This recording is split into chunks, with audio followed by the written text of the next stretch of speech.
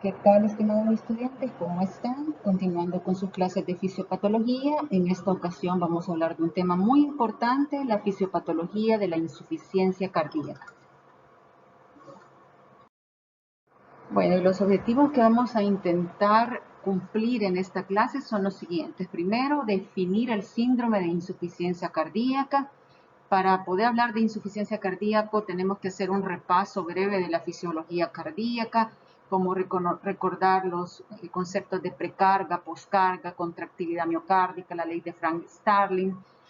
También debemos de explicar los principales mecanismos compensadores echados a andar tras un descenso del gasto cardíaco.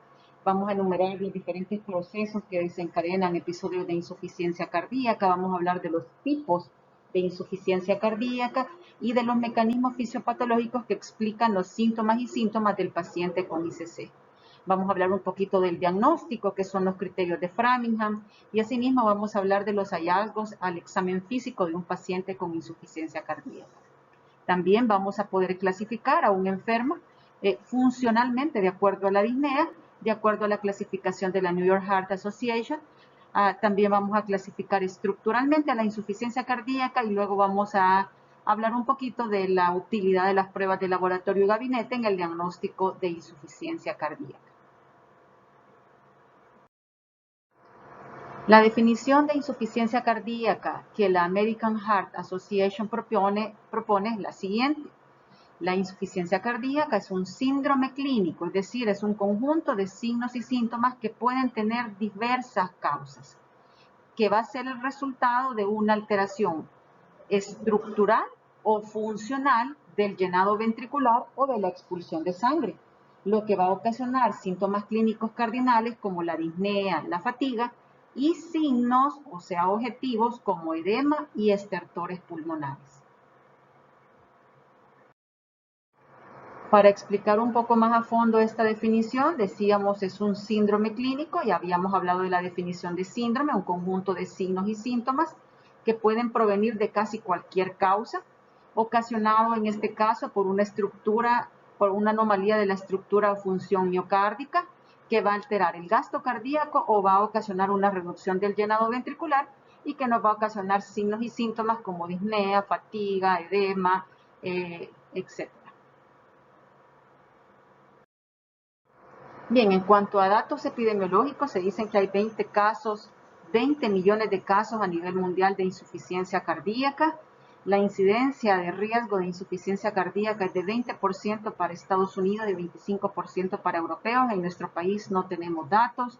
La prevalencia se ha visto cada vez más aumentada debido al hecho de la mejor terapéutica para la cardiopatía isquémica, pero en estos pacientes que sobreviven a las cardiopatías isquémicas quedan con un fallo ventricular. Entonces, estos son el aumento de los casos que hemos tenido de insuficiencia cardíaca. También es importante que sepan que hay una fuerte asociación entre insuficiencia cardíaca y edad avanzada. Más del 10% de la población mayor de 80 años tiene insuficiencia cardíaca. También la insuficiencia cardíaca es la causa más frecuente de hospitalizaciones en mayores de 65 años y hay un grupo entre 40 y 50% de los pacientes que van a tener un tipo de insuficiencia cardíaca que se llama insuficiencia cardíaca con fracción de eyección conservada o disfunción diastólica, la cual es más frecuente en mujeres en edad avanzada, en pacientes hipertensos diabéticos, y esta, a diferencia de la insuficiencia cardíaca con fracción de eyección reducida o disfunción sistólica, tiene una mortalidad más baja. En Sudamérica y en Centroamérica, una causa muy frecuente de insuficiencia cardíaca es la enfermedad de Chagas, por las complicaciones cardiovasculares que esta enfermedad ocasiona. Y en cuanto al pronóstico, se dice que 30-40% de los pacientes fallece al menos después del diagnóstico un año posterior. O sea, el pronóstico es bastante malo. Y la clasificación funcional de la insuficiencia cardíaca también, aparte de que nos caracteriza al paciente de acuerdo al grado de disnea, también es útil para predecir el pronóstico de este paciente. Bien, esta tablita es sacada de la medicina interna de Cecil, 25 edición, por si la quieren revisar. Y básicamente el autor nos propone que las causas de insuficiencia cardíaca pueden dividirse en dos grandes causas, la insuficiencia cardíaca de causa isquémica y la insuficiencia cardíaca de causas no isquémicas. Entonces, al hacer esta división, tenemos que en primer lugar la principal causa de la insuficiencia cardíaca es aquel paciente que ya ha tenido una enfermedad arterial coronaria o un infarto de miocardio o una lesión isquémica que ha dejado el miocardio, ya como habíamos visto en las consecuencias de la isquemia, en un miocardio hibernado, un miocardio aturdido o ya necrosis miocárdica. Entonces nosotros vamos a saber que ese miocardio ya no es funcional. Y entonces el paciente con enfermedad coronaria se complica con insuficiencia cardíaca. Y dentro de las causas no isquémicas, a la cabeza hipertensión, pero también trastornos genéticos, miocardiopatías, también lesiones valvulares. La lesión valvular puede ser de dos tipos, estenosis, que es la válvula que no se abre bien, o insuficiencia valvular, que es una válvula que no se cierra bien y permite un reflujo de sangre a la cavidad donde no debería de aparecer. También la ICC puede ser causada o inducido por tóxicos, fármacos, y aquí un énfasis en la quimioterapia, que como ustedes saben, el aumento en la incidencia de cáncer, tenemos muchos pacientes con quimioterapia y esto puede ser una causa de insuficiencia cardíaca. También no dejando de lado procesos infiltrativos sistémicos como la sarcoidosis, la amiloidosis y la hemocromatosis, que está relacionada con miocardiopatía restrictiva. También un tipo de miocardiopatía inducida por arritmias ventriculares, la miocardiopatía ventricular arritmogénica, el cor pulmonale o una cardiopatía pulmonar en el que el corazón ha sido afectado de forma secundaria por una patología pulmonar primaria. También, por supuesto, causas infecciosas y entre ellos algunos virus y algunos parásitos como enfermedad de Chagas, procesos miocárdicos de tipo autoinmunitario, también cardiopatías congénitas como la comunicación intracardíaca, extracardíaca, las fístulas arteriovenosas, pericarditis constrictivas, cambios relacionados con la edad definitivamente, por eso decíamos anteriormente una alta o una directa relación entre aumento de edad e insuficiencias cardíacas, también déficits vitamínicos como el beriberi, déficit de vitamina B1, y aunque menos frecuente, estados de gasto elevado, como el caso de anemia severa y tirotoxicosis.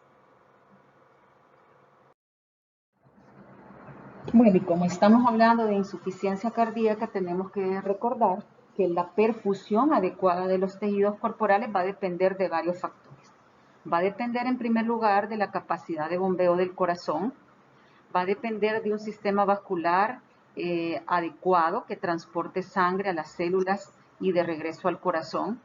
También va a depender de sangre suficiente para llenar el sistema circulatorio y de unos tejidos que sean capaces de extraer y utilizar el oxígeno y los nutrientes de la sangre. Si se fijan, son varios aspectos variables que van a hacer que la perfusión sea adecuada de los tejidos. La variación en cualquiera de uno de estos aspectos puede ocasionar insuficiencia cardíaca.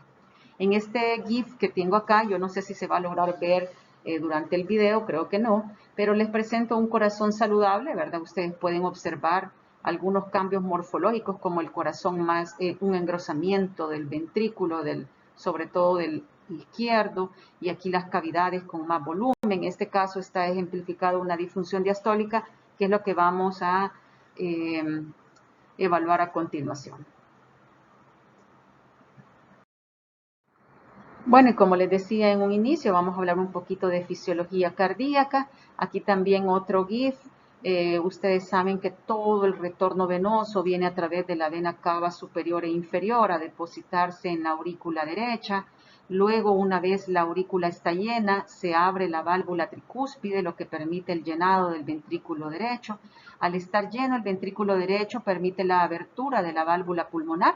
La sangre sin oxígeno es enviada al pulmón y una vez la sangre es oxigenada regresa al corazón izquierdo a través de las venas pulmonares, las únicas venas que transportan sangre oxigenada para llenar la aurícula izquierda. Una vez se llena la aurícula izquierda, la válvula mitral se abre para llenar al ventrículo izquierdo y el ventrículo izquierdo lleno eyecta la sangre a través de una válvula aórtica que se abre y ya se manda toda la sangre al sistema circulatorio general.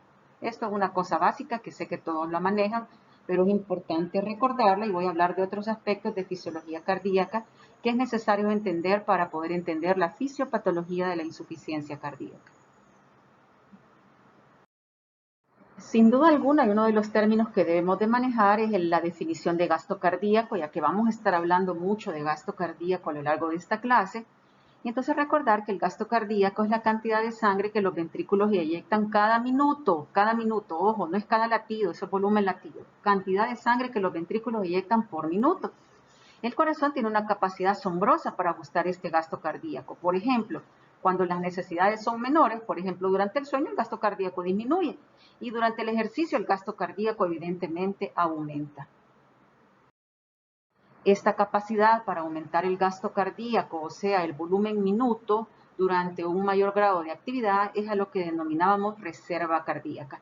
Ya lo habíamos hablado también en cardiopatía isquémica. Y esto básicamente se hace a pura dilatación arteriolar cardíaca. Los atletas tienen una gran reserva cardíaca. Durante ejercicio aumenta 5 o 6 veces su nivel en reposo. Los pacientes con ICC utilizan la reserva cardíaca aún en reposo, no en ejercicio, y esto es por el fallo en el miocardio. Bien, el gasto cardíaco se considera el factor determinante principal del desempeño cardíaco.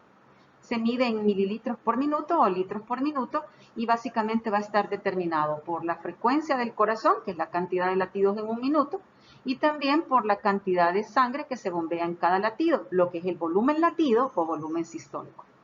En cuanto a la frecuencia cardíaca, sabemos que va a estar determinado principalmente por el sistema nervioso autónomo, por la parte simpática, aumento de la frecuencia cardíaca, y por el lado parasimpático, bradicardia o disminución de la frecuencia cardíaca. Y en cuanto al volumen latido, volumen sistólico, tiene tres grandes componentes o determinantes: la precarga, la poscarga y la contractilidad miocárdica.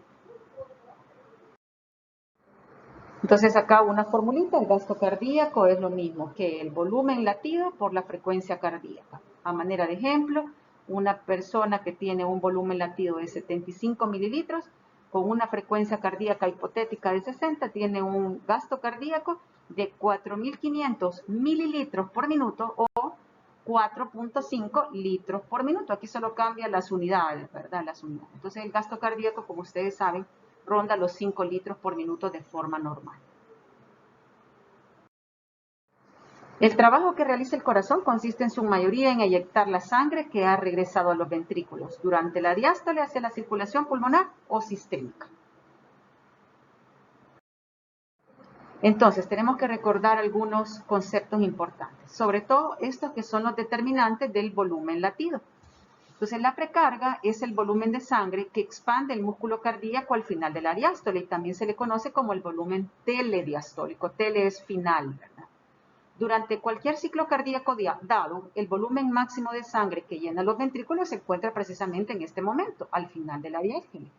Este volumen provoca entonces un incremento en la longitud de las fibras del músculo cardíaco y es determinada primordialmente por el retorno venoso. La poscarga va a representar la fuerza que el músculo cardíaco en contracción debe generar para eyectar la sangre del corazón. Por tanto, esta va a estar determinada por la resistencia vascular periférica, pero también por la tensión de la pared ventricular. Y la contractilidad miocárdica, también conocida como inotropismo, va a representar la capacidad de los elementos contráctiles del miocardio, los filamentos de actina y miosina, para interactuar y acortarse contra una carga. La contractilidad incrementa el gasto cardíaco de modo independiente de la precarga y la poscarga, y es por eso que este mecanismo es muy importante. La interacción entre los filamentos de actina y miosina durante la contracción del músculo cardíaco es un proceso activo que requiere energía proporcionada de la degradación de los fosfatos, como el ATP, y también de la presencia de iones calcio. Bueno, en esta imagen básicamente lo que quiero explicarles es el mecanismo de contracción de una célula cardíaca y principalmente el efecto del ion calcio. Entonces, como recordamos, como sucede en cualquier músculo esquelético, cuando un potencial de acción pasa a través de la fibra del músculo cardíaco, el impulso se va a diseminar hacia el interior de la fibra muscular, específicamente a lo largo de las membranas de los túbulos transversos, que son estos, ¿verdad? Los potenciales de acción de este túbulo actúan para provocar la liberación de calcio que se encuentra dentro del retículo sarcoplásmico para que estos iones se difundan hacia las miofibrillas y vayan a catalizar las reacciones químicas que promuevan el deslizamiento de los filamentos de actina y de miosina, creando así un acortamiento muscular que es al final lo que necesitamos. Sin embargo, además de estos iones calcios liberados por el retículo sarcoplásmico, hay una gran cantidad de calcio que también está a nivel extracelular que también va a difundir hacia el sarcoplasma, esto a través de los receptores de calcio de tipo L o de tipo lento, dependientes de voltaje también. Sin este calcio adicional que generan estos canales de calcio, la contracción sería considerablemente más débil. Pero ¿por qué son importantes estos receptores que están aquí? Bueno, primero porque la abertura de estos canales de calcio tipo L se facilita por un segundo mensajero, el monofosfato de adenosina o MP cíclico, cuya formación está acoplada también con los receptores beta-adrenérgicos, que como ustedes saben son el sitio de acción de la norepinefrina y de la adrenalina, que también tienen efectos inotrópicos. También es importante que los canales de calcio tipo L contienen otros tipos de receptores farmacológicos, como por ejemplo para los bloqueadores de los canales de calcio, especialmente los dihidropiridínicos como la nifedipina, que van a ejercer sus efectos al unirse a un sitio, mientras que el diltiazem y el verapamilo también parecen unirse a unos receptores similares, pero no está muy claro su mecanismo. La importancia de esto es que el bloqueo de los canales de calcio, si se recuerdan, estos fármacos que acabo de mencionar se llaman bloqueadores de los canales de calcio, pero al actuar a nivel del músculo cardíaco van a producir una disminución de la contractilidad del corazón y también una reducción de la frecuencia del marcapaso en el nodo sinusal y en la velocidad de conducción del nodo auriculoventricular. También es importante que recuerden que hay otro mecanismo que puede modular el inotropismo, que de hecho lo modula, y esa es la famosa bomba de sodio-calcio, que también se encuentra aquí en la membrana de la célula miocárdica, y también la bomba de calcio. Ambas bombas son dependientes de ATP, pero especialmente la bomba de calcio. Esta bomba básicamente lo que hace es transportar calcio al exterior de la célula, como ustedes pueden ver aquí en la imagen, para que la célula no se sobrecarga con calcio. Si se inhibe esta extrusión de calcio, incrementa el calcio intracelular, lo que va a aumentar el inotropismo, ¿verdad? Por el mecanismo anterior que acabamos de ver. Recuerden también que los digitálicos o glucósidos cardíacos, y aquí se van a acordar de farmacología, por ejemplo la digoxina, están relacionados o son fármacos inotrópicos que van a ejercer su efecto al inhibir la bomba de sodio-potasio ATPasa, lo que va a incrementar el sodio intracelular y esto a su vez va a aumentar el calcio intracelular gracias a esta bomba de intercambio de sodio-calcio. Entonces estos son los mecanismos por los que se aumenta el inotropismo o contractilidad miocárdica. Y entonces, a manera de resumen, los determinantes de la función cardíaca, el gasto cardíaco, determinado primordialmente por el volumen latido y la frecuencia cardíaca determinada por el sistema nervioso simpático parasimpático o sistema nervioso autónomo, el volumen latido o volumen sistólico determinado por la precarga, la poscarga y la contractilidad. Ambos, ¿verdad?, determinan al gasto cardíaco, que junto con las resistencias vasculares periféricas son los dos principales determinantes de la presión arterial, como lo vieron en la clase de fisiopatología de la hipertensión arterial. Y acá solo algunos recordatorios, ¿verdad? La precarga, también conocida como el volumen telediastólico o final de diástole, también es determinado en cierta manera por la frecuencia cardíaca, el retorno venoso, el volumen o volemia, la función de la aurícula y la distensión ventricular. La poscarga, que está determinada por la resistencia vascular periférica y la tensión parietal del ventrículo, va a estar determinado por el radio, grosor y las resistencias periféricas. Y el inotropismo o contractilidad, como lo vimos anteriormente, va a estar determinado por la masa contráctil, por el calcio, por los inotrópicos positivos y negativos y hasta por el pH. Bien, vamos a hablar de los famosos mecanismos compensatorios echados a andar por el corazón para aumentar el gasto cardíaco y que son los que al final fracasan como mecanismos compensatorios y nos llevan a todo el fallo ocasionado en la insuficiencia cardíaca. Bueno, entonces acá tenemos los mecanismos compensatorios en la insuficiencia cardíaca. Recordarles, ¿verdad?, que en la insuficiencia cardíaca la reserva cardíaca se va a mantener en gran parte a través de estas respuestas compensatorias o adaptativas. El problema es que van a tener un límite y entonces al llegar a ese límite, estas respuestas compensatorias se vuelven respuestas patológicas. Dentro de los principales mecanismos adaptativos los podemos dividir en los mecanismos de efecto a corto plazo, como el mecanismo de Frank-Starling, como los reflejos simpáticos mediante la activación de influencias neuromorales, como los péptidos natriuréticos y por supuesto nuestro querido sistema renina-angiotensina-aldosterona. Pero también tenemos mecanismos compensatorios a largo plazo, primordialmente la hipertrofia y la remodelación miocárdica, de lo que también vamos a hablar más adelante. El mecanismo de Frank-Starling opera básicamente a través de un incremento de la precarga. Con un llenado diastólico incrementado, aumenta el estiramiento de las fibras con el incremento resultante de la fuerza de la siguiente contracción. Entonces, un incremento de la contractilidad o inotropismo va a aumentar el gasto cardíaco en cualquier volumen telediastólico. Esto es importante, provocando que las curvas se muevan hacia arriba y a la izquierda. Ya les voy a explicar las curvas. Mientras que una disminución del inotropismo provocará que la curva se mueva hacia abajo y a la derecha. Entonces, básicamente acá tenemos unas curvas en las que se está graficando este mecanismo de Frank-Starling. En la curva A lo que tenemos es una persona normal o con una función miocárdica o cardíaca normal. ¿Qué significa eso? Tiene un gasto cardíaco un poquitito arriba de los 5 litros por minuto, con una presión al final de la diástole del ventrículo izquierdo normal, más o menos entre 15, 16, 17, 18 milímetros de mercurio. Ahora observen la curva B. En la curva B, esta curva ya va disminuyendo. Esto quiere decir que aquí quizás la contractilidad ya no está tan normal. Evidentemente, el paciente tiene una insuficiencia cardíaca, pero el gasto cardíaco todavía se encuentra normal, cercano a los 5 litros por minuto, y la presión al final de la diástole todavía está dentro de los límites. Ahora miren la curva C.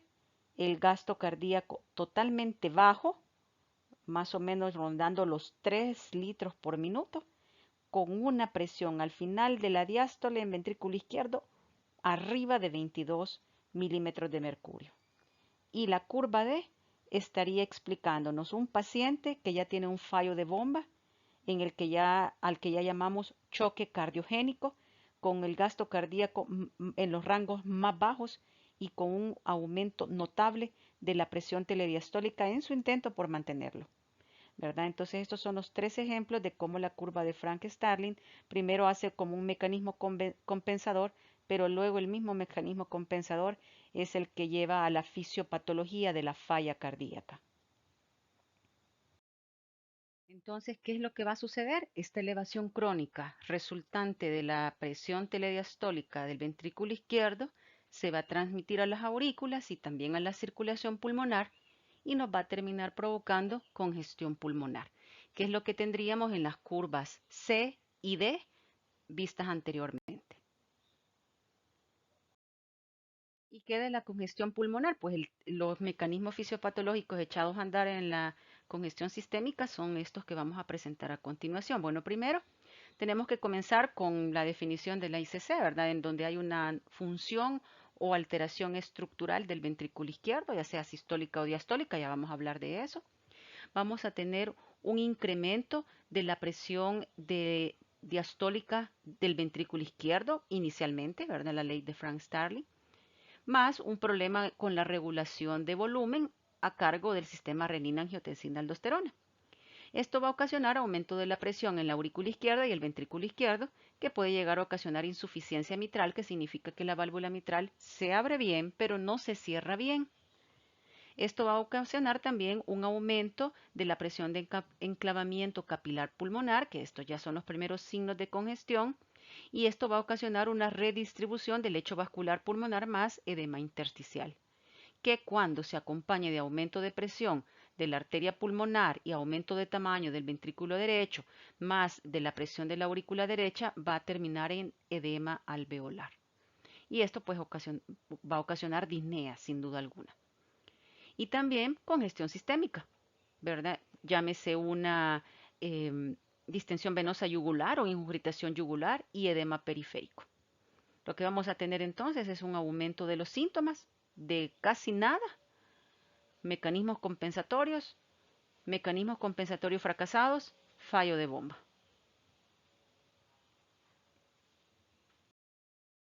Un aumento del estiramiento muscular, como ocurre en el mecanismo de Frank Starling, también provoca un aumento de la tensión de la pared ventricular con un aumento consecuente del consumo miocárdico de oxígeno.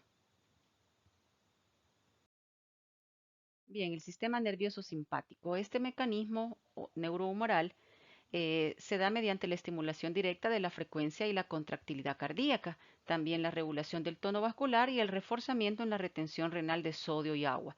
El sistema nervioso simpático va a ayudar en un inicio como un mecanismo de corto plazo a mantener la perfusión de los diversos órganos corporales.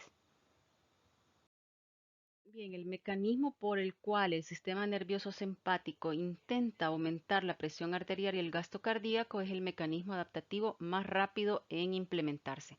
Sin embargo, este se torna casi siempre maladaptativo desde el inicio.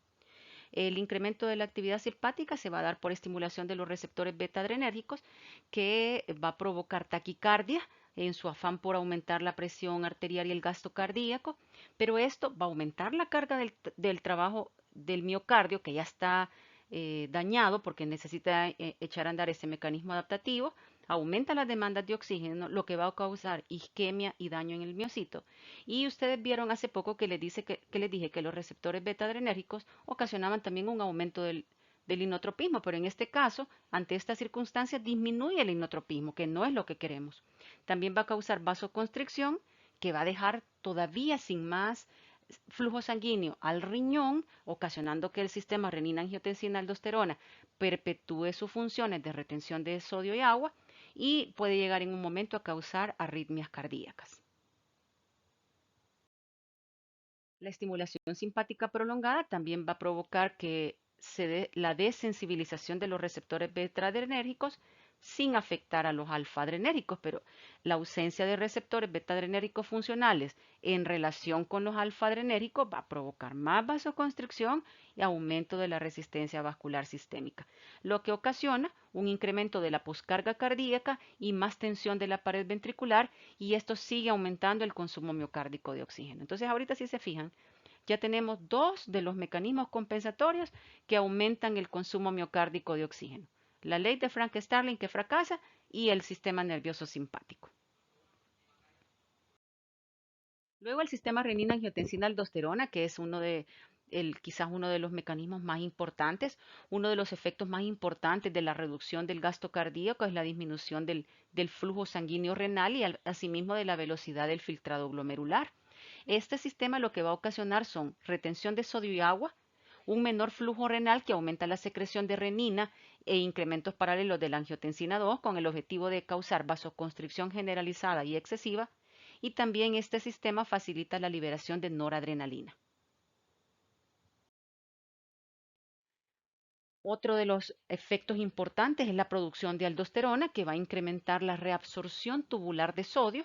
También se aumentan las concentraciones de la hormona vasopresina o antes llamada antidiurética, que como recordamos es un vasoconstrictor e inhibidor de la excreción de agua.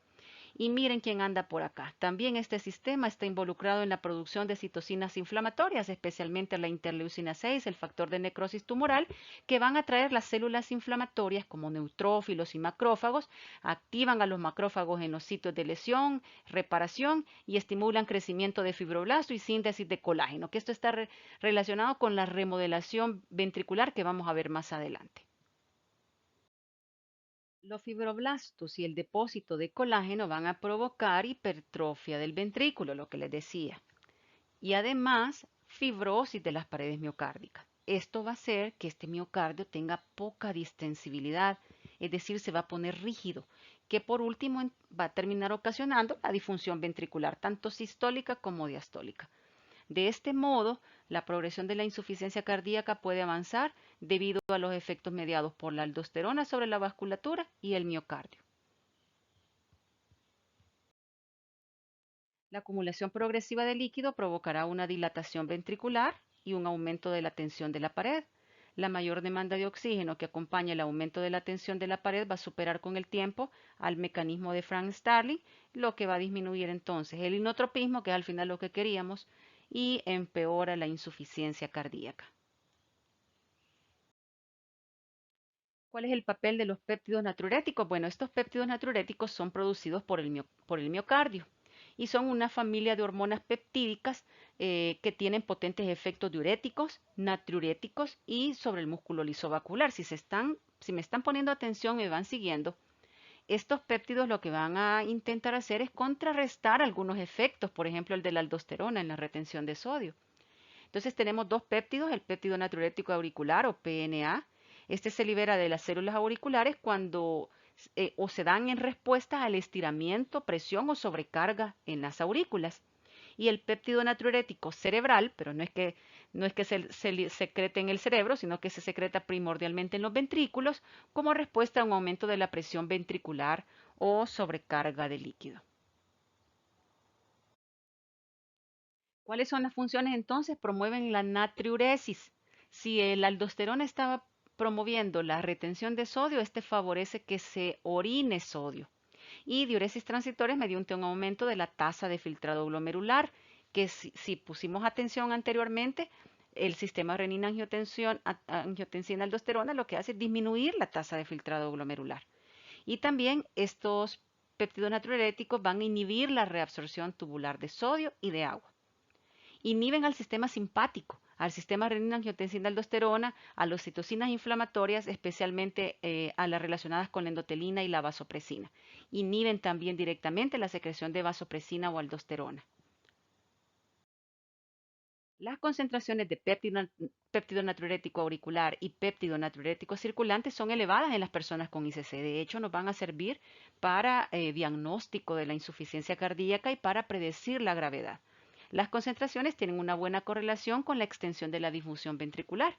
Y de hecho, habían algunos estudios para ver si podíamos utilizar estos péptidos natriuréticos de forma terapéutica, ya que si ustedes acaban de escuchar, tiene efectos contrarios, ¿verdad?, a los mecanismos compensatorios que estábamos viendo.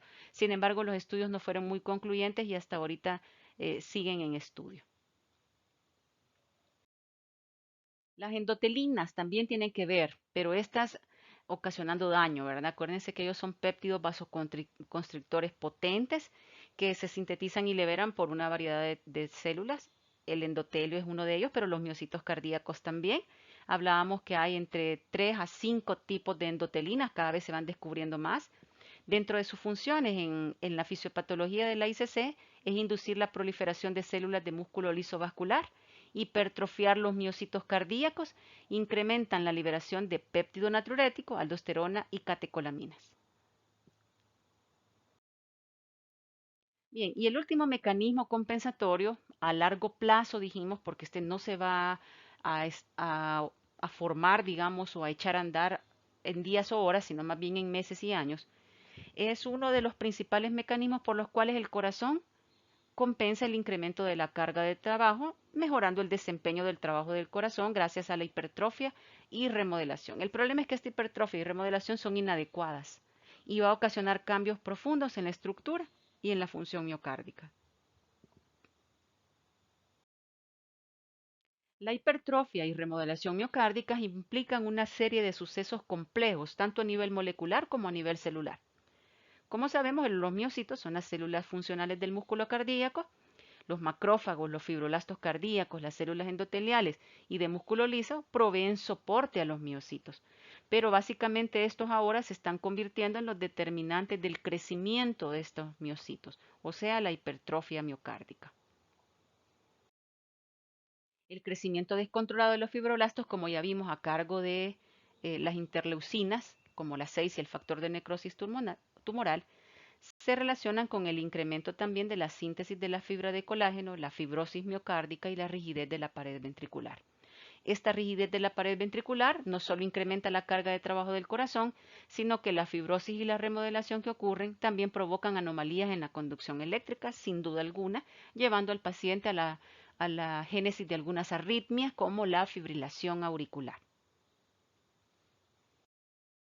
Entonces, el remodelado ventricular, a manera de conclusión, se refiere a los cambios de masa, forma y composición del ventrículo izquierdo posterior a una lesión cardíaca. Este va a contribuir de forma independiente a la progresión de la insuficiencia cardíaca debido a los cambios en la geometría del ventrículo izquierdo. También, mire lo que hace, incrementa el volumen telediastólico y el adelgazamiento de la pared del ventrículo izquierdo, lo que nos va a ocasionar dilatación ventricular. Un término que me gustó y que escuché para dilatación es el término guango. Si ustedes son salvadoreños, ¿verdad? Nacidos aquí, pipiles, ya han oído esa palabra, ¿verdad? Ya se la han oído a la abuelita. El término guango hace o expresa que una, que algo es dilatado y flojo, ¿verdad? No solo que está grande y dilatado, sino que es flojo, ¿verdad? Ya no es una hipertrofia, ¿verdad? En la que los miocitos están grandes y fuertes, sino que están dilatados y flojos. Y también este remodelado ventricular aumenta la poscarga por dilatación ventricular, lo que contribuye a una disminución del volumen sistólico. Entonces, si se fijan, todos los mecanismos compensatorios echados a andar en un objetivo de subir el gasto cardíaco lo pueden subir de forma parcial y de forma temporal, pero terminan fracasando, ocasionando aún más daño del que quizá ya había. Bien, ¿cómo se clasifica la insuficiencia cardíaca? Se puede clasificar por el estado y progresión de la enfermedad, por la capacidad funcional o el grado de tolerancia al ejercicio del paciente, por la fracción de eyección del ventrículo izquierdo, por su causa o etiología, ya habíamos hablado de la ICC isquémica y la no isquémica, también por su evolución, si es aguda, si es crónica, por el lado del corazón afectado, ICC derecha, ICC izquierda, y si tiene gasto cardíaco bajo o alto, como decíamos en el caso del alto, que es raro, porque ustedes se han fijado que en ICC lo que hay es un gasto cardíaco bajo, pero hay estados de alto-bajo que aumentan las demandas miocárdicos de oxígeno y aunque el gasto cardíaco esté elevado, el paciente va a tener síntomas de insuficiencia cardíaca. Y habíamos hablado de dos patologías acá, la tirotoxicosis y la anemia. Bien, la clasificación por el estado y progresión de la enfermedad clasifica a la insuficiencia cardíaca en 4 estadios. El estadio A, esta también se llama clasificación estructural. El estadio A es un paciente que tiene alto riesgo de insuficiencia cardíaca, pero no tiene una cardiopatía estructural ni síntomas de ICC. Estos pacientes solo están en riesgo. ¿Quiénes son? Los pacientes hipertensos. ¿Por qué están en riesgo? Porque un paciente hipertenso desarrolla a menudo hipertrofia de ventrículo izquierdo. Los pacientes con enfermedad aterosclerótica o cardiopatía isquémica, porque sabemos que en un momento dado, si una de las arterias es obstruida por un trombo, una porción del miocardio quedará muerto, inactivo, hibernado, ¿se acuerdan lo que vimos? Y entonces es más factible que este paciente desarrolle insuficiencia cardíaca. Asimismo, el paciente diabético, obeso, con síndrome metabólico o pacientes que usan cardiotoxinas como quimioterapia o que tienen fibrilación auricular. Estos pacientes entrarían dentro del estadio A de alto riesgo de insuficiencia cardíaca, pero sin cardiopatía estructural ni síntomas al momento. El estadio B es un paciente que ya tiene cardiopatía estructural, pero no tiene signos ni síntomas todavía de ICC. ¿Quiénes serían estos pacientes? Los pacientes que ya tuvieron un infarto de miocardio previo, los que tienen remodelado ventricular, que incluyen a los de hipertrofia ventricular y de los de baja fracción de eyección, y los que tienen valvulopatías asintomáticas. Luego el estadio C. Este paciente ya tiene cardiopatía estructural y ya tiene síntomas de ICC. Ejemplo de estos pacientes serían con cardiopatía estructural ya conocida, llámese hipertensión, cardiopatía isquémica, y que ya tienen disnea, fatiga y disminución de la tolerancia al ejercicio. Y el estadio D, pues el más grave, es un paciente con insuficiencia cardíaca que es resistente a todas las intervenciones. Es un paciente que tiene síntomas intensos en reposo, a pesar de tener tratamiento médico máximo, que significa en sus dosis más altas y completo. Pacientes hospitalizados repetidamente o que no pueden recibir el alta segura sin una intervención especializada. Aquí en este caso usan ya bombas de amina, bomba de noradrenalina y otras intervenciones más complejas, y aún así el paciente persiste sintomático. Luego, la clasificación por el estado funcional o la capacidad de realización de ejercicio. Esta está basada en la clasificación de la New York Heart Association y también en la Asociación Cardiovascular de Canadá. Por favor, no se vayan a confundir, porque vimos esta misma clasificación para angina, y de hecho es la misma, solo que en este caso no vamos a hablar de angina, sino que vamos a hablar de disnea. Entonces, un paciente con clase funcional 1, según la New York Heart, significa un paciente que tiene cardiopatía, pero que a su actividad física habitual no se cansa, no tiene palpitaciones, ni sensación de dificultad respiratoria, ni dolor de pecho. Un paciente New York Heart 2 significa un paciente con cardiopatía que tiene alguna limitación, pero muy ligera, a su actividad física. Se siente muy cómodo en reposo y su actividad física habitual le causa un poco de cansancio, palpitaciones, disnea o angina. New York Heart 3 es un paciente con cardiopatía que ya tiene una notable limitación a la actividad física, está muy cómodo en el reposo, pero incluso una actividad física menor de la habitual puede ocasionar cansancio, fatiga, palpitaciones, disnea o angina. Y un paciente clase funcional 4 de la New York Heart, es un paciente con cardiopatía incapaz de realizar ya ninguna actividad física sin presentar molestias. Presentan síntomas de ICC o de angina incluso al reposo. Al realizar cualquier actividad física, la molestia se incrementa. Y les presento la clasificación funcional de la Sociedad Cardiovascular de Canadá, porque es bastante práctica. Miren lo que dice en la clase 1. La actividad física habitual, como caminar o subir escaleras, no causa angina ni tampoco causa disnea. La clase 2, ligera limitación de la actividad física, ya caminar o subir escaleras rápidos, caminar por una cuesta arriba, caminar o subir escaleras después de las comidas, cuando hay frío intenso, viento o problemas emocionales, le va a ocasionar limitación de su actividad física. También caminar 2 manzanas sin cuesta, en plano, o subir más de un piso de escaleras a paso normal le causa cansancio. El clase funcional 3 es el paciente que tiene notable limitación de la actividad física. Caminar una o 2 manzanas sin cuesta ya le ocasiona notable limitación, o más de un tramo de escaleras en condiciones normales. Y la clase funcional 4 es una incapacidad para realizar cualquier actividad sin presentar molestia, llámese disnea o angina. Hemos visto hasta acá 2 clasificaciones de la insuficiencia cardíaca. La insuficiencia cardíaca y su clasificación estructural, el estadio A, B, C y D. Hemos visto también la clasificación funcional, es decir, de acuerdo a la capacidad para realizar ejercicio del paciente, según la New York Heart y según la Asociación Canadiense, clase funcional 1, 2, 3 y 4. Hoy vamos a ver una tercera clasificación basada en uno de los parámetros de función del ventrículo izquierdo, conocido como la fracción de eyección del ventrículo izquierdo. ¿Y esto de dónde sale? Esta es una medición que se hace mediante ecocardiografía. Entonces, esta fracción de eyección lo que mide es el volumen de sangre que se expulsa en cada latido y se expresa como un porcentaje. Entonces, es normal que el ventrículo izquierdo eyecte más del 50% de la sangre que tiene en ese momento el ventrículo izquierdo a la circulación general. Entonces, basado en esta fracción de eyección, podemos clasificar a la insuficiencia cardíaca de 3 formas. La insuficiencia cardíaca con fracción de eyección reducida va a estar menor de 40, insuficiencia cardíaca con fracción de eyección medianamente reducida, va a estar entre 40 y 50, e insuficiencia cardíaca con fracción de eyección conservada, es decir, la fracción de eyección va a estar mayor del 50 o normal. Vamos a hablar de cada una de ellas. La insuficiencia cardíaca con fracción de eyección reducida se conoce, o su principal causa es una disfunción sistólica, ¿verdad? La fracción de eyección dijimos que va a estar reducida por debajo de 40 y básicamente aquí lo que existe es un déficit o una disminución notable en la contractilidad del miocardio. Es decir, la ICC se debe a una disminución de la función como bomba del corazón.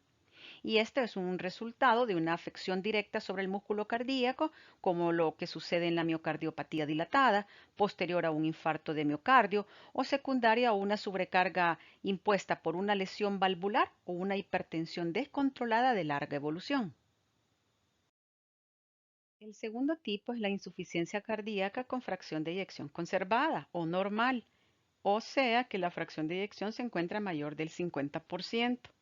Su principal causa es una disfunción diastólica, que no es más que una alteración en la distensibilidad y en la relajación ventricular que dificulta el llenado ventricular. Entonces, a veces se usa como sinónimo decir disfunción diastólica y lo que se entiende es que la fracción de eyección y la contractilidad están conservadas. Entonces, debido a la rigidez de la pared ventricular, se produce un aumento precoz de la presión intraventricular con acortamiento de la fase de llenado rápido. Como decíamos, la fracción de eyección y la función contráctil están conservadas.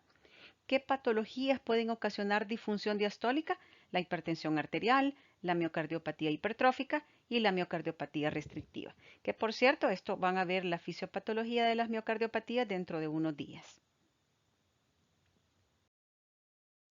Y la tercera forma es la insuficiencia cardíaca con fracción de eyección medianamente reducida, es decir, está entre 40 y 50 o entre 40 y 49, como dice este cuadrito. Aquí son aquellos pacientes que tienen una disfunción ventricular ligera o moderada, pero que ya recuperaron un poquito la función ventricular con un tratamiento o desaparición del agente causal o lesivo. Entonces, en este cuadrito lo que les presento es cómo se hace este diagnóstico y les acabo de explicar que este parámetro de la fracción de eyección se mide por ecocardiograma. Entonces, si nosotros lo que tenemos es un paciente en quien nos reportan en el ecocardiograma una fracción de eyección menor del 40%, hacemos el diagnóstico directo de insuficiencia cardíaca con fracción de eyección baja o disfunción sistólica. Si en el eco nos reportan que la fracción de eyección está entre 40 y 49%, entonces lo que tenemos es una insuficiencia cardíaca con una medianamente reducida fracción de eyección. Cuando tenemos esto, no solo vamos a necesitar la fracción de eyección, vamos a necesitar otros dos criterios más para confirmar el diagnóstico.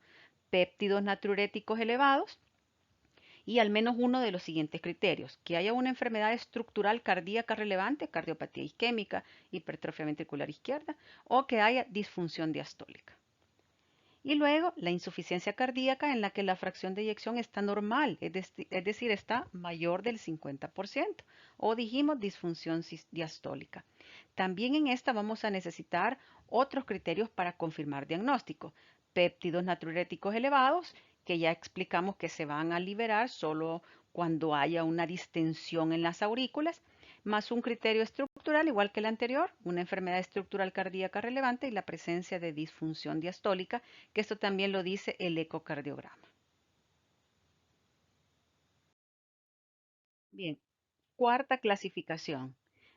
Podemos clasificar para fines pedagógicos la insuficiencia cardíaca de acuerdo al lado del corazón afectado.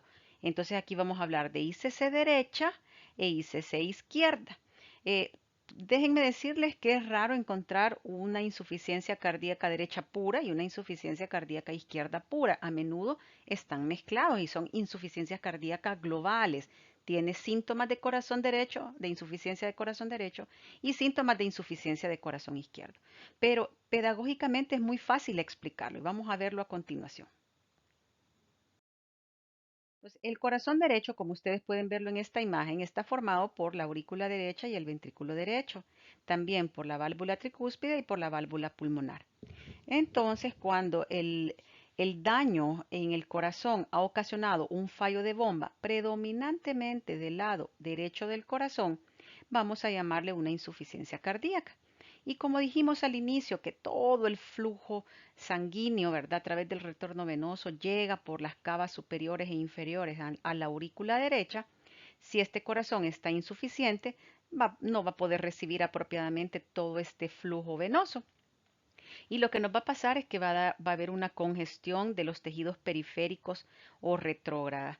Y entonces los síntomas en el paciente serán edema o retención hídrica, ascitis, que no es más que acumulación de líquido en la cavidad peritoneal y en sitios declives como los miembros inferiores, congestión hepática. El paciente con ICC derecha tiene dolor en el hipocondrio derecho por una congestión hepática. También congestión del tracto gastrointestinal que va a ocasionar en nuestros pacientes anorexia, diarrea y pérdida de peso. Si por el contrario el paciente lo que tiene son signos de disfunción o de fallo de la bomba izquierda, debemos de recordar que el corazón izquierdo está formado por aurícula izquierda, válvula mitral, ventrículo izquierdo y válvula aórtica. Entonces cualquier lesión que esté asentada en alguna de estas estructuras nos puede ocasionar un fallo del corazón izquierdo, a lo que llamaríamos insuficiencia cardíaca izquierda. Como recordamos, el corazón izquierdo está directamente relacionado con la circulación pulmonar. Entonces, si el corazón izquierdo es el que está fallando, lo que vamos a tener son síntomas pulmonares y gasto cardíaco disminuido. Dentro de los síntomas de gasto cardíaco disminuido vamos a tener una intolerancia a la actividad física y también signos de hipoperfusión tisular. Y en cuanto a la congestión a nivel del lecho pulmonar, lo que vamos a tener es un intercambio de gases alterados en las fases más avanzadas, donde vamos a tener signos de hipoxia y cianosis, y edema pulmonar, que lo primero que ocasiona es ortopnea, tos con esputo espumoso y disnea paroxística nocturna. Entonces, pongan atención por favor en esta parte. Si yo les preguntara en el examen, el siguiente es un síntoma de insuficiencia cardíaca derecha, señale el correcto. Y les pongo signos de hipoxia, ortopnea, tos con esputo amarillento, espumoso, perdón, ascitis. El correcto sería ascitis, ¿verdad? De acuerdo a la congestión del lado del corazón. El corazón derecho va a congestionar yugulares, todo el tracto venoso, ¿verdad? Abdomen, miembros inferiores. Y por su parte, el lado izquierdo va a congestionar pulmón y va a disminuir el gasto cardíaco porque la principal función de bomba la lleva el ventrículo izquierdo. Bien, dijimos que habían entonces cuatro formas, ¿verdad? Pero en la diapositiva de clasificación también les hablé de insuficiencia cardíaca aguda y crónica, que básicamente es un término para términos del ingreso hospitalario. También se le conoce como compensada y descompensada cuando el paciente ha estado tomando su tratamiento, está estable, su disnea ha permanecido sin mayores cambios, esa es una ICC compensada o crónica. Pero si el paciente desde hace unos días o semanas está con disnea, edema de miembros y va progresando, esa es una ICC descompensada y hay que tratar de buscar la causa o una insuficiencia cardíaca aguda. Pero hoy nos vamos a centrar, ya que vimos los mecanismos fisiopatológicos, ya que vimos las clasificaciones, las manifestaciones clínicas de la insuficiencia cardíaca, que son muy floridas y que son bastante fáciles de identificar. Bueno, la primera de ellas es la fatiga.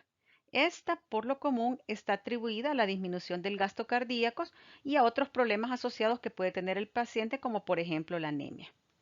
La otra manifestación clínica cardinal de la insuficiencia cardíaca es la disnea, entendida, según el libro, como una sensación subjetiva de falta de aire. Pero el paciente puede decir me siento cansado, no puedo respirar, o me cuesta respirar, o tengo dificultad respiratoria. ¿Qué características tiene la disnea por insuficiencia cardíaca? Primero, es progresiva, es decir, comenzó con los esfuerzos habituales, luego con esfuerzos menores que los habituales y luego con mínimos esfuerzos y avanzó a disnea a reposo. Se debe fisiopatológicamente hablando, como explicábamos anteriormente, a una congestión pulmonar con acumulación de líquido en el espacio alveolar que activa a los receptores J yuxtacapilares que estimulan la respiración rápida y superficial que caracteriza la disnea cardíaca. También implica reducción de la distensibilidad pulmonar, aumento de la resistencia de las vías respiratorias y, en los casos más avanzados, fatiga de los músculos respiratorios, del diafragma o de ambos. Otra manifestación clínica importante de la insuficiencia cardíaca es la ortopnea. La ortopnea se define como la disnea que ocurre en decúbito. Según Argente, es una disnea que se presenta al decúbito supino o decúbito dorsal, o sea, el paciente boca arriba, y que obliga al paciente a sentarse. Lo obliga porque no aguanta el cansancio al estar en una posición completamente recta sin respaldo. Esto se debe, fisiopatológicamente hablando, a una redistribución de líquido desde la circulación esplácnica o abdominal y de las extremidades inferiores que se dirige hacia el tronco, hacia la circulación central, lo que ocurre durante el decúbito. Y entonces esto lo que ocasiona es un incremento de la presión capilar pulmonar, el paciente se cansa y se tiene que sentar. Puede ocasionar tos nocturna cuando se acuesta el paciente y se alivia con la posición sentada o dormir con almohadas. Miren qué importante esto. Nosotros podemos investigar la ortopnea solo con preguntarle al paciente con cuántas almohadas duerme. Si el paciente le dice, no doctora, yo duermo sin almohada, en lo planito y no se cansa, no, duermo perfecto, usted descarta la ortopnea. Pero si el paciente le dice, duermo con 8 almohadas porque duermo casi sentado o duermo en el sillón o duermo en una hamaca, debe de preguntar usted por qué, que si me acuesto recto me canso, ortopnea, ¿verdad? Cuando tenemos un paciente con ortopnea tenemos que tener cuidado, porque si bien es cierto, puede ser un signo casi patognomónico de insuficiencia cardíaca, puede presentarse en el paciente que tenga obesidad abdominal, porque la obesidad abdominal, como o los que tienen ascitis, ¿verdad? En el caso de los cirróticos con hipertensión porta, cuando se acuestan también todo este líquido presiona el pulmón y puede el paciente sentirse cansado y necesita sentarse. Entonces tenemos que poner especial atención con los diagnósticos diferenciales. Disnea paroxística nocturna. Esta es una manifestación clínica muy particular que se define como episodios agudos de disnea muy grave y tos, en este orden, por favor, primero disnea y luego tos, que ocurre por la noche, por eso se llama nocturna, y que es de forma repentina o paroxística, que ocurre por lo menos o por lo general 1 a 3 horas después de acostarse. Se acompaña de marcada disnea y posterior a la disnea tos o silbido de pecho o sibilancias. Esto debido a un incremento en la presión de las arterias bronquiales que ocasiona una compresión de la vía respiratoria aunado al edema pulmonar o intersticial, lo que aumenta las resistencias en la vía respiratoria. La tos persistente con sibilancias puede persistir más bien después de haber asumido la posición erecta, asomarse a la ventana, respirar hondo y luego puede calmarse, ¿verdad? ¿Por qué es importante este síntoma? Porque al tener tos con sibilancias, nosotros nos podríamos confundir con crisis de asma o crisis de enfermedad pulmonar obstructiva crónica. Y les decía ayer a sus compañeros en una tutoría que la disnea que se presenta como disnea paroxística nocturna se caracteriza por tener disnea y luego tos, no lo contrario. Si lo que tenemos es tos, tos, tos y después quedé cansado de tanto toser, eso no es disnea paroxística nocturna. Espero que pongan mucha atención a estos tips porque podría venir un casito clínico en el corto donde esté al revés esto y el paciente presenta tos, tos y luego se cansa. Eso no es disnea paroxística nocturna. La respiración de Cheyne-Stokes, este se presenta ya en los pacientes con fallo cardíaco, aquí perdón en inglés, insuficiencia cardíaca avanzada. Se relaciona con los pacientes que tienen bajo gasto cardíaco y aquí lo que se da es un aumento de la sensibilidad de los centros respiratorios a la PCO2 arterial. El paciente o su familia lo describen como una disnea grave con interrupciones transitorias de la respiración, que son estas que se ven acá como pequeñas pausas o apneas. Entonces el paciente normalmente con esta respiración es un paciente con una ICC de larga evolución o muy avanzada enfermedad que tiene un gasto cardíaco muy bajo. Y básicamente van a presentar esta respiración de Cheyne-Stokes y van a ir de emergencia, ¿verdad? Porque el paciente se aflige al oír este tipo respiratorio. Espero que lo hayan escuchado, ¿verdad? Porque intenté hacerlo lo más fuerte que pude, pero el paciente tiene episodios de taquipnea y luego pausas. Taquipnea y luego pausas. Como les digo, explicado por un aumento de la sensibilidad de los centros respiratorios a la PCO2 arterial. El paciente con ICC también puede tener, por lo que ya explicamos de la congestión hepática abdominal, manifestaciones clínicas extracardíacas, dentro de las que tenemos las gastrointestinales como anorexia, náusea, llenura temprana o saciedad precoz, dolor abdominal, plenitud abdominal y con edema de la pared intestinal, congestión hepática o ambos. También a nivel cerebral, por la hipoperfusión de los tejidos, puede haber confusión, desorientación, trastornos del sueño, sobre todo en los pacientes de edad avanzada. Y nicturia, ¿verdad? Un síntoma renal o geniturinario común en los pacientes con insuficiencia cardíaca y puede contribuir al insomnio. El paciente se está levantando, se está levantando, se está levantando a orinar y esto debido a que tiene retención de líquidos. Y acuérdense que la retención de líquidos dijimos que era predominantemente vespertina en la tarde-noche. Entonces el paciente está con mucho líquido, se acuesta en decúbito dorsal, aunque sea con una almohada. Mientras esto sucede, la circulación se redistribuye, el paciente tiene deseo de ir al baño, pero como está hinchado va a ir al baño muchas veces, ¿verdad? Nicturia, más de 3, 4 ocasiones de levantarse al baño por la noche. Un síntoma indirecto de insuficiencia cardíaca. Bien, hablamos ya de lo que vamos a preguntarle al paciente en anamnesis, ¿verdad? ¿Por qué viene a consultar? Debemos de investigar todos estos signos y síntomas que hemos visto. Pero ahora vamos a pasar a la exploración física propiamente dicha. Y la exploración física en la ICC tiene dos grandes objetivos: establecer la causa de la insuficiencia cardíaca y valorar la gravedad de la insuficiencia cardíaca. Esos son los dos objetivos primordiales. Bien, entonces vamos a ir desglosando cuáles van a ser los hallazgos al examen físico de un paciente con insuficiencia cardíaca.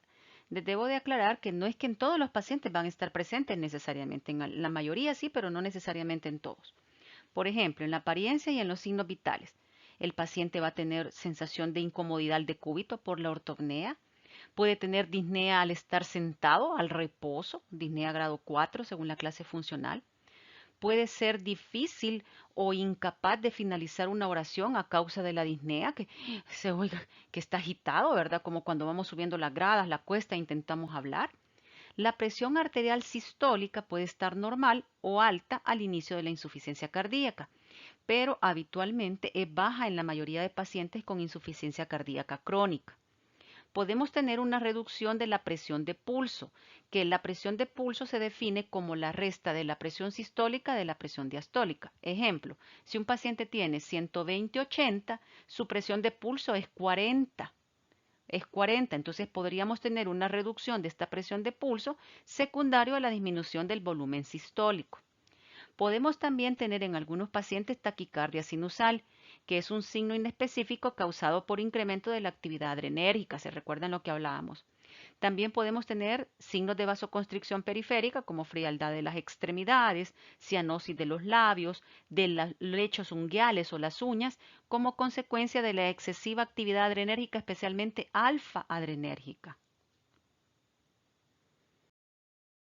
Bien, llegamos a un punto de la exploración física del cuello en el que nos vamos a detener en la exploración de las venas yugulares.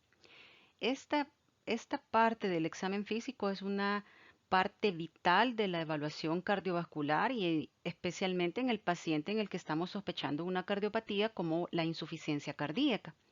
Básicamente tenemos que recordar muchas cosas. Primero, las diferencias del pulso venoso con el pulso yugular, del pulso carotidio, perdón, con el pulso venoso yugular. Yo a continuación les presento un video donde vamos a hablar un poquito de esas diferencias.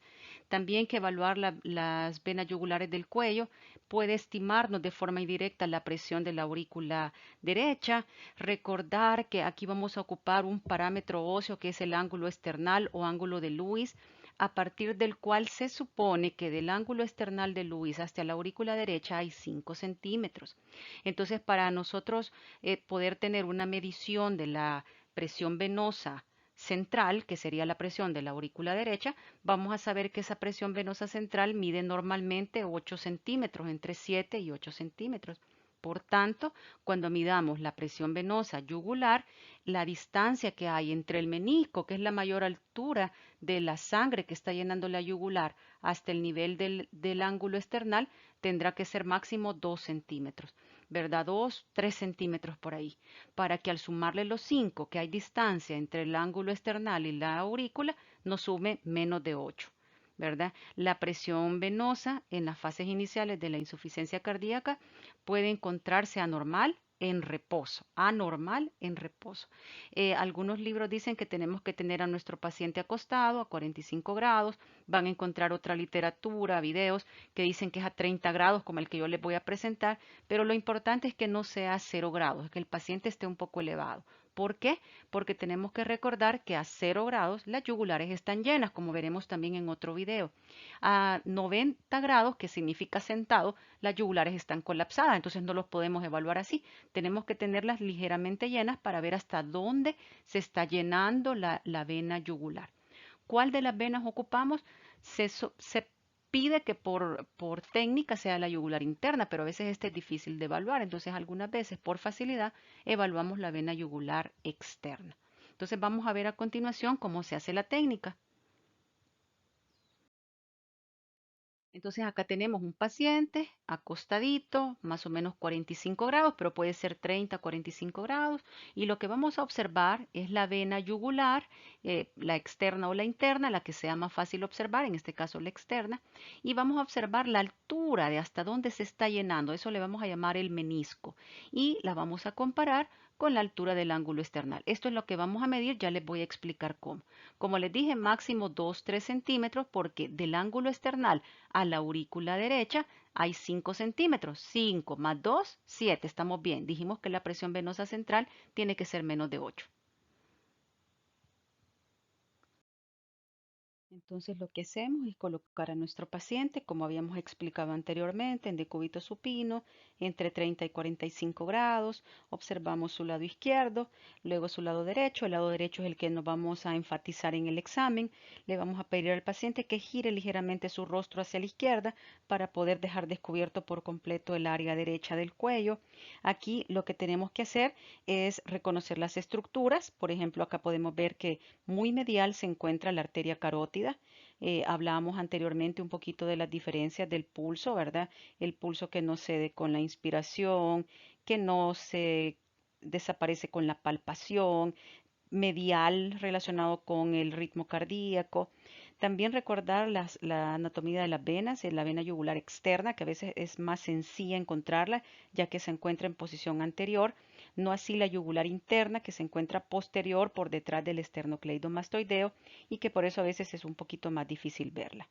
Entonces lo que tenemos que hacer para estimar la presión venosa yugular es desarrollarla en un paciente, como decíamos, en decúbito supino, con la cabeza ligeramente elevada, el respaldo a 30-45 grados y su cabeza ligeramente girada a la izquierda, observar el menisco o hasta dónde llega la altura de la pulsación venosa yugular, colocar una tarjeta o pequeña, horizontal, siguiendo esta posición de la pulsación y luego en vertical, en el ángulo esternal de Lewis, colocar una regla. ¿Verdad? Del ángulo esternal de Lewis al menisco en este paciente hay 2 centímetros y como hablábamos anteriormente del ángulo esternal a la aurícula derecha aproximadamente 5 centímetros. Este paciente tendría una presión venosa yugular de 2 centímetros y una presión venosa central de 7 centímetros de agua, que está dentro de lo normal. Entonces, se dice que la presión venosa está elevada cuando al medir desde el ángulo external hay más de 3 o 4 centímetros, lo que estaría diciendo que hay más o menos 8 a 9 centímetros de agua en total hasta la aurícula derecha, lo que indica congestión venosa. Esto lo van a ver en detalle, ¿verdad? En este video que yo les dejo acá, tomado del Up to Date 2021, les paso el link de YouTube, ya está subido en YouTube, pero solo con el link lo pueden ver. También se los voy a dejar el URL en el campus virtual para que lo puedan observar. Tiene información muy valiosa y el médico va haciendo paso a paso la examinación de la presión venosa yugular.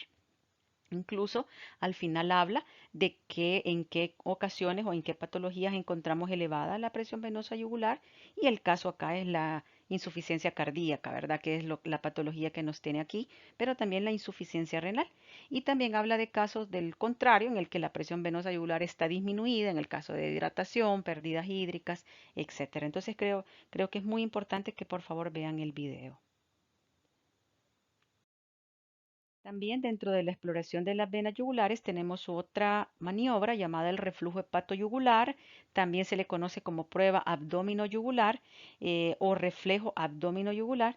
Este es un método que tenemos para aumentar el retorno venoso y la presión venosa y así facilitar el análisis del pulso venoso yugular. Este reflujo hepatoyugular se evalúa aplicando una presión firme y sostenida por algunos segundos sobre la parte superior derecha o media del abdomen. Debo decirles que yo dije algunos segundos porque hay una controversia. Por ejemplo, el UpToDate menciona que deben ser 10 segundos. Argente, Suro dicen 60 segundos. La cosa es que tiene que ser una presión firme y sostenida por un periodo de tiempo mientras el paciente respira normalmente. Cuando se realiza esta maniobra de forma normal, se aumenta transitoriamente la presión venosa yugular y uno puede ver el latido un poquito más marcado. Esto va a durar unos pocos segundos. Cuando este aumento de la presión venosa yugular es un poco más persistente y duradera, aún después de haber retirado la presión sobre el abdomen, decimos que este reflejo hepatoyugular está positivo. La presión venosa yugular aumentará y permanecerá elevada durante al menos 10 segundos en la compresión. Un reflujo hepatoyugular positivo básicamente se está asociando con una presencia de presión de clavamiento capilar pulmonar elevado, que como habíamos visto al inicio significa congestión sistémica, congestión sistémica. Entonces, ¿cuál es el mecanismo del reflejo hepatoyugular? Todavía no está claro. Se cree que la distensibilidad del ventrículo derecho está alterada y esto da lugar a una respuesta anormal con un aumento de la precarga causada por aumento del retorno venoso y el diafragma elevado causado por compresión abdominal y la presión intraabdominal elevada. Yo también les dejo este video de YouTube que también se los voy a subir al campus virtual para que puedan observar la forma correcta de evaluarla y cómo se ve el aumento de la presión venosa yugular durante la examinación. A nivel pulmonar y torácico, vamos a encontrar estertores en algunos pacientes. Los estertores crepitantes en la insuficiencia cardíaca se deben a la trasudación de líquido del espacio intravascular hacia los alvéolos, aquel edema alveolar que hablábamos por congestión pulmonar. El edema agudo de pulmón es la forma más grave de la congestión pulmonar. En este el paciente va a tener estertores y sibilancias o silbidos respiratorios, a lo que se le llama asma cardíaca. También el paciente con insuficiencia cardíaca a menudo tiene derrames pleurales. Esto ocurre primordialmente por una elevación de la presión capilar pleural más la trasudación resultante de líquido hacia la cavidad pleural. Los derrames pleurales en insuficiencia cardíaca pueden ser bilaterales, es decir, derechos e izquierdos, o predominantemente derecho. Yo sé que dan ganas de pensar que un derrame pleural es izquierdo porque al lado izquierdo está el corazón, pero contradictoriamente es más frecuente en el lado derecho. Al examen físico cardíaco, fíjense, la exploración física da una información limitada. A lo mucho lo que podemos encontrar es un punto de máximo impulso desplazado. Ya les había explicado en nosología que el PMI significa donde la punta del corazón choca con el tórax y normalmente está ubicado en el quinto espacio intercostal izquierdo, línea medio clavicular izquierda. Entonces podríamos encontrarlo desplazado, que significa que está en el sexto espacio o en la línea axilar anterior, que implica un aumento del tamaño del ventrículo, de su punta y del choque que está teniendo. También podríamos tener un tercer ruido cardíaco, lo que llamamos el galope ventricular. Esto sobre todo en aquellos pacientes que tienen exceso de volumen, taquicardia, taquipnea y básicamente indica un compromiso hemodinámico grave. También podríamos encontrar un cuarto ruido cardíaco. Este no es específico de insuficiencia cardíaca y es más frecuente en los pacientes con disfunción diastólica. ¿Qué era disfunción diastólica? Una insuficiencia cardíaca con la fracción de eyección conservada o arriba del 50%. En el abdomen, por supuesto, dijimos por la congestión hepática, vamos a tener hepatomegalia dolorosa. También podemos tener en las fases más avanzadas o tardías ascitis e ictericia. Miren qué importante, puede tener ictericia un paciente con insuficiencia cardíaca, sobre todo en el contexto de una insuficiencia tricuspidea. Y en las extremidades, por supuesto, edema periférico, que es un síntoma cardinal, un signo cardinal de insuficiencia cardíaca. El problema es que a veces es inespecífico y una característica importante y casi patognomónica es que el edema de miembros inferiores, el edema de insuficiencia cardíaca se presenta en los miembros inferiores o áreas declives, es decir, que pasan cuando pasamos de pie, ¿verdad? También podemos encontrar a un paciente ya con una insuficiencia cardíaca muy crónica de larga evolución, con caquexia cardíaca. Hablábamos en la clase anterior de nosología que la caquexia es aquella pérdida de peso mayor del 10% del peso corporal en ausencia de edemas y de otros mecanismos. En la insuficiencia cardíaca, la caquexia tiene varios factores involucrados. Primero, hay una elevada tasa metabólica al reposo, hay congestión de todo el sistema digestivo de la circulación esplácnica que va a dar anorexia, náuseas, vómitos. También hay concentraciones elevadas de citocinas como la interleucina 6 y el factor de necrosis tumoral alfa. Hay una alteración de la absorción intestinal ya que las venas intestinales también están congestionadas y desgraciadamente la caquexia cardíaca implica un mal pronóstico a muy corto plazo. Bien, ¿cómo hacemos el diagnóstico de insuficiencia cardíaca? Básicamente a estas alturas ya lo deberíamos de tener hecho por clínica, basado en los datos de la anamnesis y en los hallazgos del examen físico. Pero debemos confirmarlo, ¿verdad? Como hablábamos. Y para esto vamos a utilizar algunas herramientas que vamos a ver a continuación. Hablábamos entonces que el diagnóstico de la insuficiencia cardíaca es eminentemente clínico. Pero en algunas ocasiones, de hecho ya con los hallazgos que acabamos de mencionar, tanto de la presente enfermedad como del examen físico, podríamos ir sospechando más los factores de riesgo que los vamos a ver en los antecedentes, ¿verdad? Podemos sospechar que un paciente tiene insuficiencia cardíaca. Se nos hace un poquito más fácil utilizando estos criterios conocidos como criterios de Framingham, que fueron los que fueron utilizados en uno de los estudios más grandes de estudios cardiovasculares, de factores de riesgo cardiovascular, conocido como el estudio Framingham. Aquí se concluyeron que habían dos tipos de criterios para hacer el diagnóstico de insuficiencia cardíaca: criterios mayores, que usa eminentemente criterios clínicos, salvo el de la cardiomegalia en la radiografía de tórax, y criterios menores, que implican un montón de signos o síntomas que no son específicos de patologías cardíacas necesariamente. Para hacer el diagnóstico de insuficiencia cardíaca yo requiero dos criterios mayores de Framingham o la presencia de un criterio mayor y dos menores. Dentro de los criterios mayores tenemos a la ortopnea y la disnea paroxística nocturna, el aumento de la presión venosa yugular, que lo acabamos de ver, la presencia de estertores crepitantes, un aumento del tamaño del corazón en una radiografía de tórax póstero anterior, la presencia de edema agudo de pulmón, galope ventricular o tercer ruido cardíaco al examen físico, una presión venosa central mayor de 16 centímetros de agua. Acabamos de ver que normalmente es hasta 8 centímetros, ¿verdad? O sea, sería el doble. Presencia de reflejo hepatoyugular positivo, como acabamos de ver anteriormente. Y dentro de los criterios menores, el edema de los miembros inferiores o maleolar, que como ustedes saben no es exclusivo de las patologías cardíacas. Tos nocturna igualmente no es exclusivo de patologías cardíacas.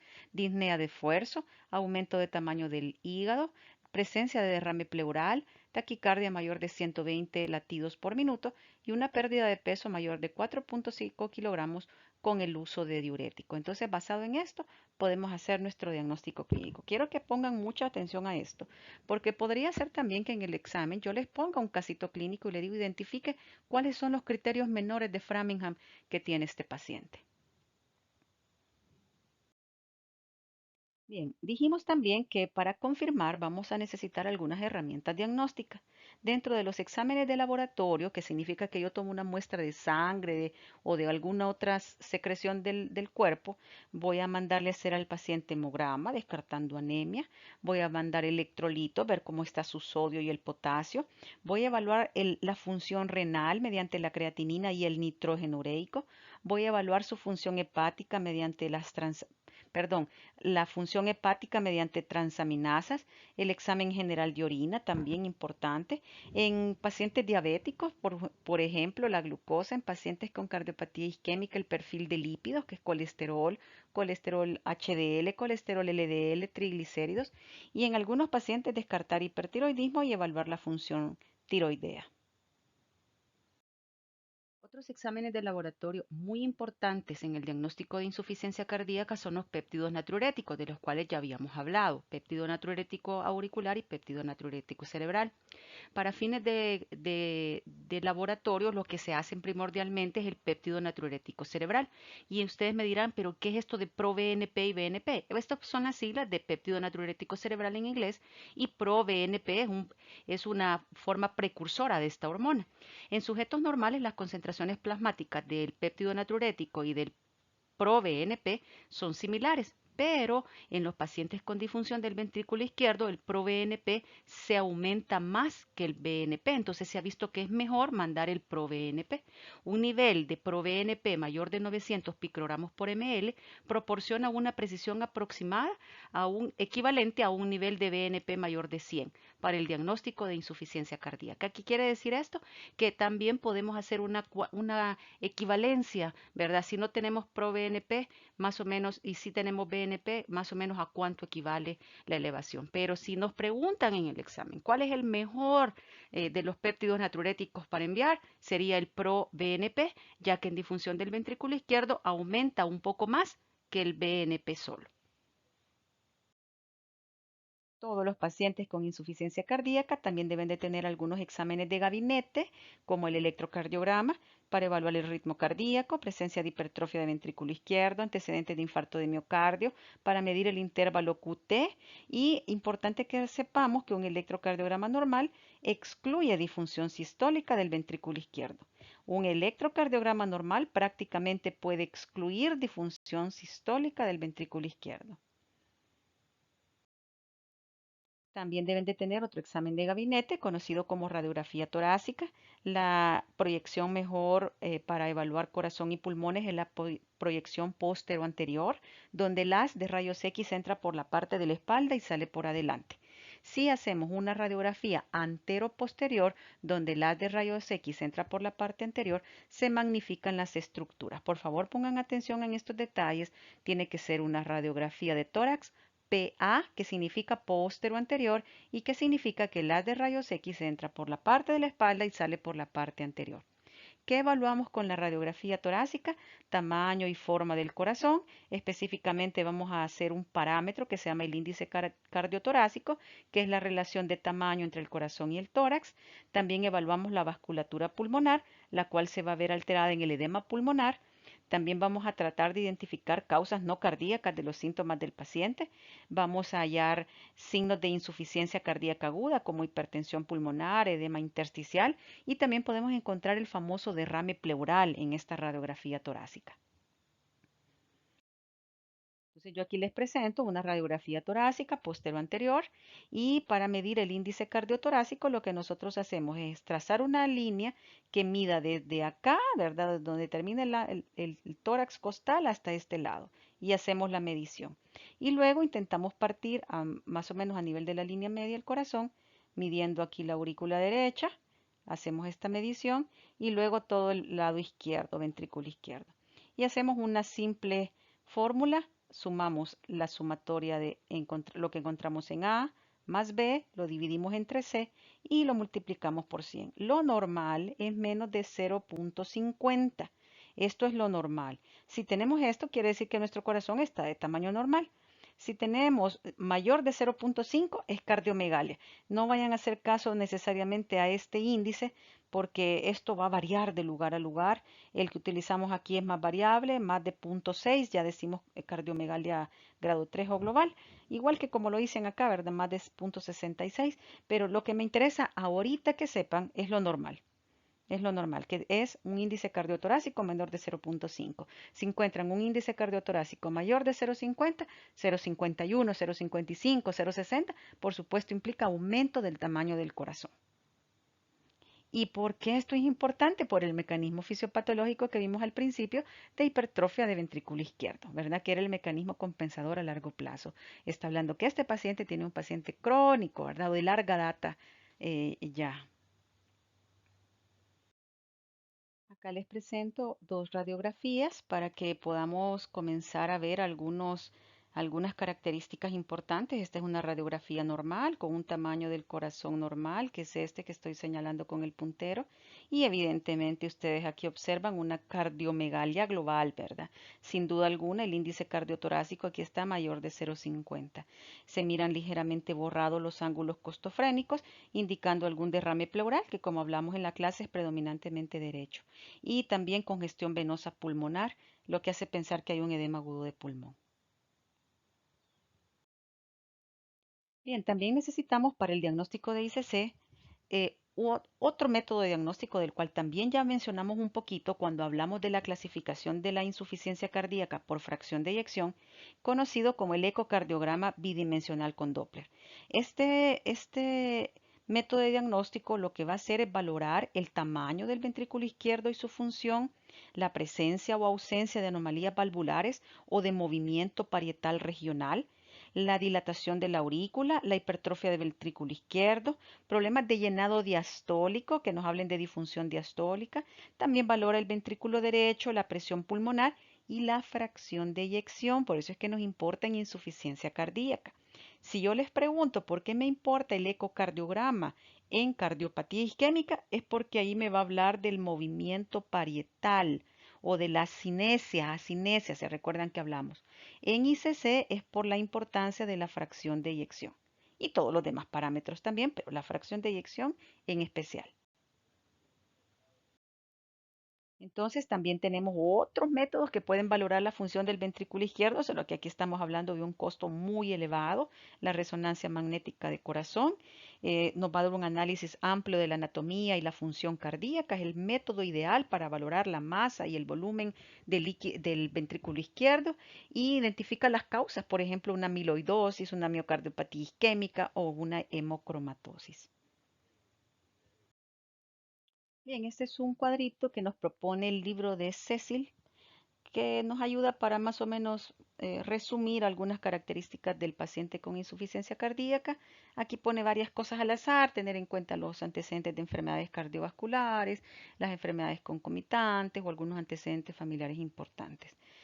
Los síntomas importantes, la disnea, la ortopnea, la vendopnea, que es un término bastante nuevo, una disnea al inclinarse hacia adelante, amarrarse los zapatos, edema, retención de líquidos, la fatiga, los síntomas de disfunción cognitiva en el adulto mayor por hipoperfusión cerebral, la presencia de dolor torácico, trastornos del sueño. Luego en el examen físico lo vimos en detalle, el aspecto angustiado del paciente, el cansancio, ¿verdad? Las constantes vitales como están, la presencia de distensión venosa yugular, la presencia de estertores, la presencia de el galope ventricular, la evaluación abdominal, el reflejo hepatoyugular, la evaluación de los edemas. Y en las pruebas diagnósticas que no deben de faltar, radiografía de tórax, electrocardiograma, ecocardiograma, los péptidos natriuréticos, los biomarcadores nuevos que hablábamos y algunas otras pruebas un poquito más avanzadas como resonancia magnética, pruebas de esfuerzo, biopsias, etcétera, cuando estemos intentando buscar la etiología si es que no la tenemos muy clara. Bien, sé que apenas van comenzando, pero si se fijan hay una palabra que hemos estado mencionando mucho en las clases, que es el diagnóstico diferencial. Y esto, como les decía yo, son patologías que se parecen mucho a lo que estamos viendo, pero que van a tener ciertas diferencias, tanto en el examen físico, en algún dato de la anamnesis o en los resultados de los exámenes de laboratorio. Y en el caso de la insuficiencia cardíaca, pues no es la excepción. Los trastornos con congestión circulatoria por retención anormal de sal y agua, pero que no tienen alteración de la función cardíaca, son los principales diagnósticos diferenciales. Y la principal patología, por supuesto, la insuficiencia renal, que va a causar muchos síntomas similares, ¿verdad? Y también causas no cardíacas de edema pulmonar, principalmente la insuficiencia respiratoria aguda, de la cual vamos a estar hablando más adelante en el curso de fisiopatología. Y de tratamiento, tres palabras vamos a hablar. Yo sé que esto no nos toca solo específicamente al departamento de nosología, pero es importante.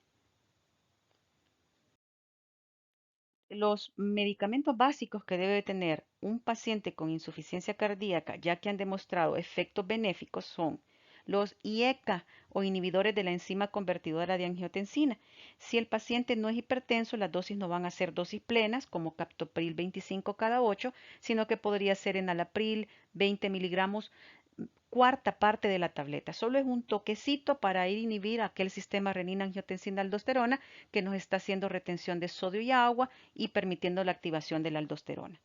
Si hay alguna contraindicación o efecto secundario, podemos utilizar los ARA2 o antagonistas de receptores de la angiotensina, en el caso los sartán, candesartán, irbesartán. No se deben usar los dos juntos, o uno u otro.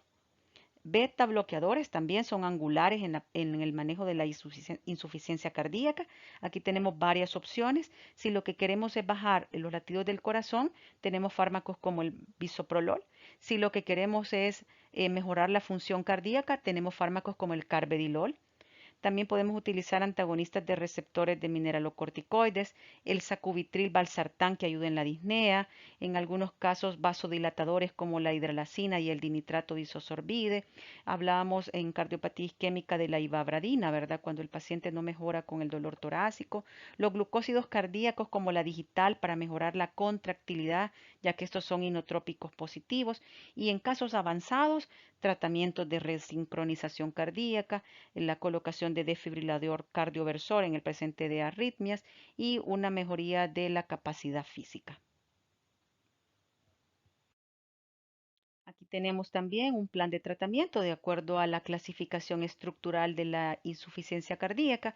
Si el paciente se encuentra solo en riesgo de insuficiencia cardíaca y todavía no tiene cardiopatía estructural, tratemos la hipertensión, evitemos el tabaquismo, tratemos cualquier problema de colesterol y líquidos, fomentar que haga ejercicio, no usar alcohol ni drogas y controlar el síndrome metabólico. ¿Cuáles serían los mejores fármacos en este caso? Inhibidores de la ECA o ARA2. Si el paciente ya está en estadio B, tiene una enfermedad cardíaca, pero todavía no ha desarrollado insuficiencia cardíaca, igual, ¿verdad? Medidas no farmacológicas, tratar la hipertensión adecuadamente, no tabaco, no alcohol, no uso ilícito de drogas, controlar el peso, ejercicio regular y los fármacos también mejores, IECA, ARA2, beta bloqueadores en pacientes adecuados, etc. Si el paciente ya se encuentra en estadio C, es decir, ya tiene enfermedad cardíaca estructural y síntomas previos o actuales de insuficiencia cardíaca, las mismas medidas no farmacológicas, podemos agregar un diurético como furosemida o diuréticos de asa, mantener IECA, beta bloqueadores y podemos valorar el uso de antagonistas de los mineralocorticoides.